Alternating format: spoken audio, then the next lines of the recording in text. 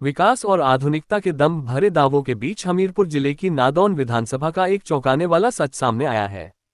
ये सच है सनाही पंचायत के देशराज और उनके परिवार का, जो 21वीं सदी में होने के बावजूद 1990 के दशक की जर्जर स्थितियों में जीवन यापन करने को मजबूर हैं। यहाँ विकास के सारे दावे बेनूर होकर रह जाते हैं। मुख्यमंत्री के अपने गृह क्षेत्र की यह तस्वीर प्रशासनिक व्यवस्था और जमीनी हकीकत के बीच की गहरी खाई को बयां करती है। देशराज का परिवार आज भी उन मूलभूत सुविधाओं से वंचित है, जो किसी भी नागरिक का सबसे प्राथमिक अधिकार है। ऐसी है दयनीय स्थिति। परिवार के पास न तो पक्की सड़क का रास्ता है और न ही आवास योजना का कोई लाभ। उनकी दशा इतनी शोचनीय है कि उनका मकान पहले ही ढह चुका है और वह भी अपनी आखिरी सांसें गिन रहा है। उसकी दीवारों में बांस के सहारे लगाकर उसे मात्र खड़ा रखा गया है, जो किसी भी पल गिर सकता है और परिवार की जान ले सकता है। बच्चों से लेकर बुजुर्गों तक सभी इसी खतरनाक माहौल में रहने को अभिशप्त हैं। प्रशासन बना रहा उदासीन। देशराज ने इस संकट की जानकारी बार बार पंचायत प्रतिनिधियों से लेकर नादौन के उपमंडल अधिकारी एसडीएम तक को दी है, लेकिन ऊंचे पदों पर बैठे अधिकारियों के कानों नहीं। मशीनरी पूरी तरह से फेल साबित हुई है, जिसने इस परिवार की पीड़ा और मदद की गुहार को पूरी तरह से नजरअंदाज कर दिया है। सवाल करती है राजनीतिक विडंबना। इस पूरे मामले की सबसे बड़ी विडंबना यह है कि यह घटना उसी नादौन विधानसभा की है, जिसे प्रदेश के मुख्यमंत्री का गृह क्षेत्र होने का गौरव प्राप्त है। काम तक पहुंचाया। आज उन्हीं की सबसे बुनियादी समस्याओं से प्रशासन अनजान बना हुआ है। एक सवाल ये भी उठता है कि जब मुख्यमंत्री के अपने गृह क्षेत्र में एक परिवार का ये हाल है, तो पूरे प्रदेश में विकास की क्या स्थिति होगी। यह मामला सरकार के सबका साथ, सबका विकास के दावों पर एक गंभीर सवाल खड़ा करता है। क्या विकास की रोशनी सचमुच हर घर तक पहुंच पाए है, या फिर यह सिर्फ कागजों और भाषणों तक ही सीमित है।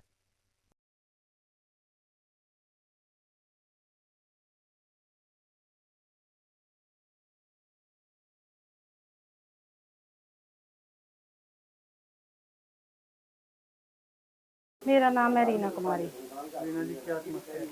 समस्या सर ये है कि जब 2016 में जो वो पंचायत द्वारा सड़क बनाई गई थी ये, ठीक है, उसके बाद जो इस सड़क के साथ जो पार्टी लगती है उसने रोकना शुरू कर दिया और उसका कहना कि इन्होंने खुद बना लिए, क्योंकि वो पंचायत में रिकॉर्ड में है सड़क और पंचायत का 2006 में पैसा लगा हुआ, 7 में भी मतलब लगता रहा पैसा आज तक।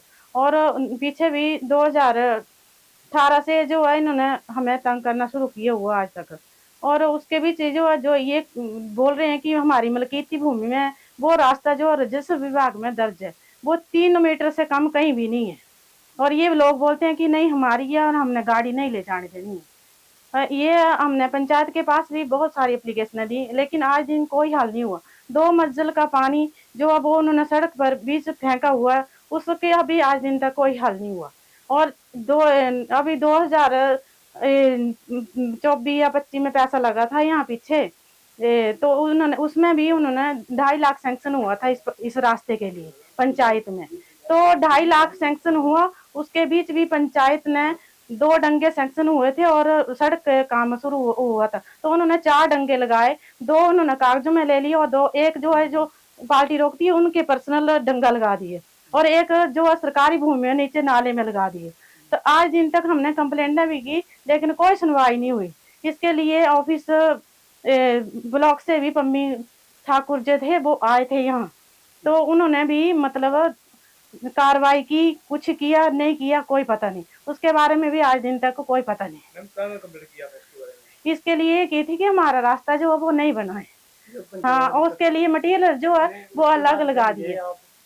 हाँ जी, ये आज दिन तक 11 नंबर पर कंप्लेंट चली हुई है डंगों के लिए, बंद कर देते हैं आगे उसके। हाँ जी, वहाँ भी हमने एप्लीकेशन दे रखी है, अभी जेबीसी रोकी थी हमारी, तो मैं मकान की बनाना था उसके पटान के लिए कि हम पटान करेंगे, तो लेकर आए तो पुलिस भी मौके पर आई, तो उन्होंने पीछे हटवा दी। इस पार्टी ने बाड़ लगाकर जो रास्ते को बंद कर दिया कि बोला कि हमने नहीं जाने देनी है और ये रास्ता चलने के लिए और जेबीसी के लिए नहीं है। फिर हमने इनके साथ मेरे बाकी भाई बहन को भी था, रिश्तेदार वगैरह, उन्होंने हाथ भी जोड़े कि इनका बुखार गिरने वाला है और जाने दो आप, लेकिन नहीं जाने दिया। और पुलिस भी आई मौके की, तो पहले तो उन्होंने हमारे साथ सपोर्ट किया कि नहीं जाना चाहिए जेबीसी, और आपका मतलब गलत है ये। लेकिन इनके घर में पुलिस गई और उसके बाद जेबीसी को धमकाया और जेबीसी जो पीछे हटवा दी इन्होंने, पुलिस वालों ने। एसडीएम ने क्या आश्वासन दिया? उनके पास तो काफी एप्लीकेशन दी हैं। आज 1 महीना तो पहले एसडीएम के पास एप्लीकेशन जो रुकी रही 1 महीना, मई महीने में दी थी हमने एप्लीकेशन, तो जेबीसी के बाद रोकने के बाद तो आज दिन तक उन आगे कोई भी, उन्होंने जो वो तहसीलदार को भी फॉरवर्ड की है और पुलिस को भी और पंचायत को भी की है, उन्होंने फॉरवर्ड कर दी। आगे कोई मतलब आज दिन तक हमारा कोई भी समाधान नहीं हुआ। मुख्यमंत्री से क्या मांग? मैं मांग ये करना चाहती हूँ कि जो हमारे साथ जाति पक्षपात हो रहा है और जो हमारे साथ अन्याय हो रहा है, सरकारी भूमि, सरकारी रास्ता लगने पर भी, सरकारी बोर होने पर भी हमें ये समस्या आ रही है, तो ये मांग करूंगी कि मेरा जल्द से जल्द हल किया जाए इस सड़क के बारे में, और मैं जल्दी से जल्दी अपना मकान जो बना सकूं। जी क्या नाम है जी आपका? जी सर, मेरा नाम सुनीता कुमारी है। और सर ये जो समस्या है, मकान इनका गिर गया है देश राज्य का, हाँ जी क्या सर। समस्या है जी? सर समस्या तो यही है, सड़क की समस्या सर। हमें भी बार बार आना पड़ता है, हम तो बहुत परेशान हो चुके हैं क्योंकि ये अकेले रहते हैं। हम इनके 2 बच्चे हैं और जो देश राज जी है वो हमारे जीजा जी हैं। वो कभी उनकी ड्यूटी अभी तो वो मणि में इसमें लगी है, इतनी दूर है। आज इनका मकान जो वो गिरने की कगार पे है। एक बार सर हमने अभी 6 जून की बात है कि पत्नी साथ की, हम मई की है, हाँ, तो हम ये जेबीसी लेके आए थे। हम भी थे सर, दिन में जेबीसी नहीं आए क्योंकि उन्होंने बोला कि हम कहीं काम पे, तो सर थोड़ा शाम हो गई, तो सर हम वो जो उनके जो सड़क के साथ उनका जो चला इनका विवाद आपस में, वो सर सभी सड़क में आ गए और बोला कि हम नहीं जाने देंगे और इसको पीछे हटा दो। सर उसके बाद हमने उनके पैर भी पकड़े, हम रिश्तेदार हैं, हमने बोला कि हम आपके पैर भी हाथ लगा देते हैं और आप कृपया जाने दीजिए। उन्होंने बोला नहीं जाने देंगे हम। वो सभी खड़े हो गए और उन्होंने रास्ता बंद कर दिया। उन्होंने इधर से भी जो भी कूड़ा करकट था ना, जो भी था वो उन्होंने बीच में डाल दिया और खड़े हो गए सभी पार्टी। फिर सर हमने पुलिस को बुलवाया। उन्होंने बोला कल आप ऐसा करो कि पंचायत के पास जाओ और ऐसा कि हम सुबह आएंगे और आप जेबीसी खड़ी कर दो। सर 2 दिन जेबीसी खड़ी रही, सुबह हुई, हाँ हम झूठ नहीं बोलते, पंचायत के कुछ मेंबर आए, एक हमारे इनके पंच थे, प्रधान थे, और उन्होंने बोला कि हाँ भाई जाने दो, पर सर उन्होंने नहीं मानी, बोले कि हम नहीं जाने देंगे। उन्होंने मना कर दिया कि हम नहीं जाने देंगे बस। सर तो फिर वो प्रधान मौके पर नहीं आए क्योंकि 1-2 घंटे सर हम बैठ रहे, प्रधान भी पंच भी सभी बैठ रहे, पर प्रधान मौके पर नहीं आए इनके। तो सर हमने इन्होंने फिर पुलिस वालों को फोन किया, उन्होंने बोला कि आप अपने प्रधान को बोलो, वो रास्ता खुलवा देंगे और हम नहीं आ सकते हैं। तो सर प्रधान क्यों नहीं आए? सर 1-2 घंटे 3 घंटे 4 घंटे बैठे रहे, तो सर प्रधान क्यों नहीं आए मौके पर? वो चाहते तो वो जेबीसी जाने देते, तो आज इनका मकान नहीं गिरता। आप बताओ सर, आज इतनी भारी बरसात में ये फैमिली कहाँ जाएगी? आप भी बताओ। क्या लगता है जातिवाद का? जाति विवाद का हो रहा है यहाँ पे सर, पता नहीं कौन मिली भक्ति भी हो रही है सर। ऐसी बात नहीं है, क्योंकि जो एसडीएम डीसी तक जा गए हैं ये इनका परिवार, तो क्यों नहीं सुनाई हो की जा रही है इनकी? कहाँ पे है सभी महकमा इस वक्त? अब आप बताओ कि वो इनका जो घर का मुखिया वो इतनी दूर बैठे हैं, अब ये परिवार कहाँ जाएगा? और हम तो सर रिश्तेदार, हम अब इनको भी कहाँ लेके जाएं? हम खुद एक 1-2 कमरों में रहते हैं, तो हम सरकार से यही निवेदन करते हैं कि इनकी सुनवाई की जाए, और हम सीएम जी से भी गुजारिश करते हैं कि जो भी इनके लिए जो भी हो सके वो कृपया करके की सुनवाई हल कर दें बस।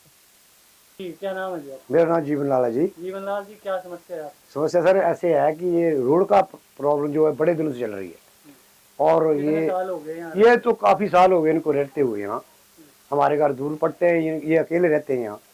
कोई फोन भी आता है तो आने के लिए रास्ता नहीं है, और बच्चे भी हैं, इनके छोटे बच्चे हैं सारे, अभी बच्चे स्कूल पढ़ रहे हैं। तो प्रॉब्लम ऐसी है सर कि एक तो रास्ते की प्रॉब्लम है, दूसरा अदरवाइज कोई हादसा या आग लग जाती है तो इनके लिए रास्ता नहीं है सर। एक बार पहले कुछ साल पहले सर आग लगी थी, तो गांव वालों की वजह से यहाँ से भी रास्ता नहीं आने देते लोग, तो बड़ी मुश्किल से घर बचाया था। अब ऐसा प्रॉब्लम बढ़ गई कि इन्होंने पहले जेसीबी बुलाई होगी, तो इन्होंने जेसीबी आने नहीं दी। शायद जेसीबी आ जाती तो आज ये घर बच जाता। तो ये जेसीबी नहीं आने की वजह से आज ये मकान जो है खतरे से बाहर है, और बच्चे यहाँ कहाँ जाएं? आस पड़ोस में कोई घर नहीं है और हम आएंगे तो 1 किलोमीटर दूर से आएंगे सर। तो इसका समाधान होना चाहिए। तो हमारी खबर साहब मुख्यमंत्री साहब तक जाना चाहिए कि ये प्रॉब्लम है और हमारे हल्के का ये हाल है। और यहाँ पे एक प्रोटेस्टबाजी चल रही है, धाड़ी बहुत है, एक चाहता हो जाए, एक होता नहीं आए। तो ये हम तो सरकार से गुजारिश कराएंगे कि इनका समाधान जल्द से जल्द किया जाए कि ये इस मकान से वंचित होकर कोई नया मकान तो बनाएं रहने के लिए। अब रात भर कहीं रात को गिर जाए तो 1-2 किलोमीटर से हम कब आएंगे, जब तक तुम इनको बचा भी नहीं पाएंगे सर। हाँ सर, यही कहना चाहता हूँ सर। जी, क्या नाम है जी आपका? अमिता कुमारी। अमिता जी, ये बात करेंगे आपके वार्ड में ये जो समस्या है देशराज के घर की, हाँ जी क्या समस्या है जी? सर, समस्या तो ये रास्ते की है, सड़क की है इनकी।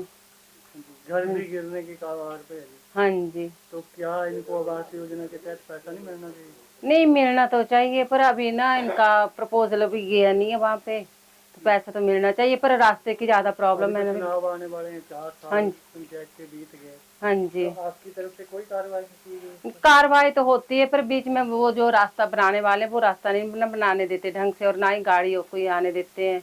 बोलते हैं कि हमारी अपनी बोलते हैं कि हमारी अपनी पर्सनल मलकीत है, वो हम आगे निशानदेही तो हुई है पर वो बोलते हैं कि हमारी जमीन का नुकसान हो रहा है, हमारी जमीन नीचे गिर रही है, हमारा नुकसान हो रहा है। दंगे लग जाएंगे ना हाँ जी, यही बोलते हैं कि पहले दंगा लगवाओ उसके बाद रास्ता बनाओ। पंचायत दंगा लगा सकती इसके लिए नहीं, वो पीडब्ल्यूडी के अंडर दिया है रोड, नहीं पीडब्ल्यूडी के अंदर नहीं है पंचायत की ये। बनवाई है। हाँ जी, तो वो तो दंगा भी लग सकता है पहले उसका। हाँ जी, पहले बोलते हैं कि हमारी जमीन गिर जाएगी, हमारा नुकसान होगा, ये हमारी अपनी पर्सनल मलकीत है, तो हम ऐसे नहीं गाड़ी जाने देंगे, बड़ी गाड़ी जाएगी तो हमारा पेड़ पौधे गिर जाएंगे, जमीन तो का नुकसान होगा। अभी आने वाले समय में क्या सुविधा प्रोवाइड करेंगे आप इन लोगों के लिए, क्योंकि इनको बड़ी समस्या है? हाँ जी, क्या सुविधा देंगे आप? सहमति हो जाए तो अच्छी बात है, सहमति से काम होगा तो कब तक करवा देंगे सहमति? सब। सर अब बात करने पर उनसे भी बात करेंगे, इनको भी बुलाएंगे अगर पंचायत नहीं में। मानते हैं वो हाँ जी तो क्या करेंगे? सर, वो प्रधान के से बात करने पर लगेगा पता ना कि क्या करना। हाँ जी, क्या इन लोगों को समस्या है या नहीं? समस्या तो इनकी बहुत बड़ी है ना, समस्या तो ज्यादा है इनको। तो मतलब इनको हल मिलना हाँ जी, हल तो मिलना चाहिए इनको। हाँ जी, क्या कुछ रहेगा तुमसे, क्यों ही आप मांग करते इस बारे में? सर मांगने तो पहले तो रास्ते की समस्या हल हो ना, उसके बाद ही तो होगा। प्रधान जी, क्या नाम है जी आपका? सोमनाथ शर्मा। प्रधान जी, ये जो समस्या है आपके गांव में, क्या समस्या है? ये देशराज का पुराना मकान है जो आज बारिश में गिर गया है, पिछले कल गिर गया था, और एक कंध जो उसकी पक्का कुछ दिन पहले गिर गई थी। और इसके घर के लिए जो सड़क है उसका प्रावधान नहीं है ठीक से, कुछ बीच में गवर्नमेंट लैंड पड़ती है और सरकारी गोर पड़ता है, तो वो सड़क इसके घर तक पहुंच जाए तो ये तो बहुत अच्छा है। क्या अड़चन क्या है? ये कुछ गवर्नमेंट लैंड पड़ती है और कुछ मलकीती भूमि आती है, जो बन्नेदार हैं वो बोलते हैं कि हमारी ज़मीन लगती है, इसलिए वो दोनों पार्टियों में झगड़ा हो जाता है और इस करके अड़चन आती है। सोल्यूशन क्या निकालेंगे? सोल्यूशन पंचायत ने तो निशानदेही ली थी और निशानदेही लेकर डिमार्केशन हुई है और वहाँ पे लगे हुए हैं, एंगल गड़े हुए हैं। तो आपकी तरफ से क्या आश्वासन रहेगा इन लोगों को? ये लोग तो चाहते हैं कि सड़क निकल जाए, क्योंकि आगे जंगलात की भी इनका घर भी है और जंगलात की भी है, आगे जंगल में आग लग जाए तो आग बुझाने के लिए भी सड़क की जो प्रावधान है, सभी आदमियों को सहमति से सड़क बन जाए तो अच्छी बात है। तो पंचायत क्या उसके ऊपर क्या संज्ञान लगेगी? पंचायत ने इसको नोटिस दिए थे और दोनों पार्टियों को बुलाया भी था पंचायत में, और इनको सहमति के लिए बोला था इनको कि सहमति हो जाए, तो उसके बाद प्रधान के पास अभी तो प्रधान से भी पूछ लिया जाए तो अच्छी बात है। सर, कोई अगर नुकसान पहुंचता तो कौन से जिम्मेदार है?